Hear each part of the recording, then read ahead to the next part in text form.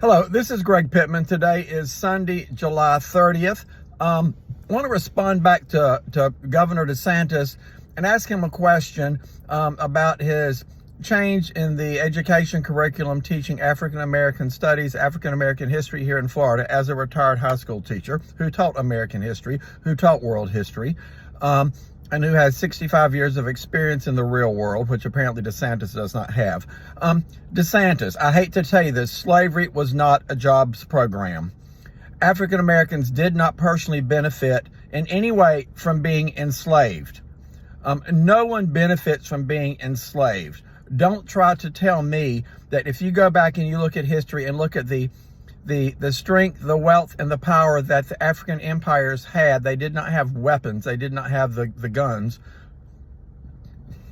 that the Europeans had, which obviously was a weakness. But they did not ask to be enslaved. They did not ask to be put in chains. They did not ask to be brought to the United States. They did not ask to be in a subservient position for several hundred years. They did not ask for Jim Crow afterwards. They did not ask the way they're treated. And this is not DC Republicans or Democrats or liberal or anybody else that you want to say trying to create something that's not true. You're the one who has trouble with reality. Just look at yourself. And then you start to try to blame the Florida Department of Education, your education commissioner, and the board that you appointed to do what you wanted, and now you're trying to run from it a little bit and backtrack because you can't stand the heat for what you've done. You don't take responsibility for anything you do. Look at insurance in Florida. Look at inflation 3 times the national rate. Look at tourism stopping because of the ban and the boycott. Looking at all these other things. I'm digressing for a second, but you don't take responsibility for anything you do.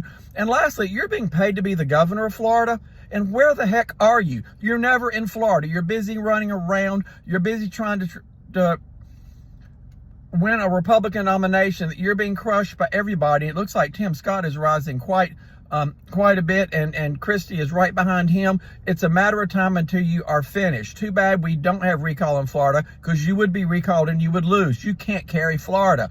In polling right now, you are way less popular than the other candidates, and you will never win. And let's not talk to abortion on another whole thing, but that's another whole thing. Ladies around this country aren't going to tolerate your 6 weeks abortion ban that you signed in the middle of the night because you knew it was going to politically bite you on that one. So there we have it.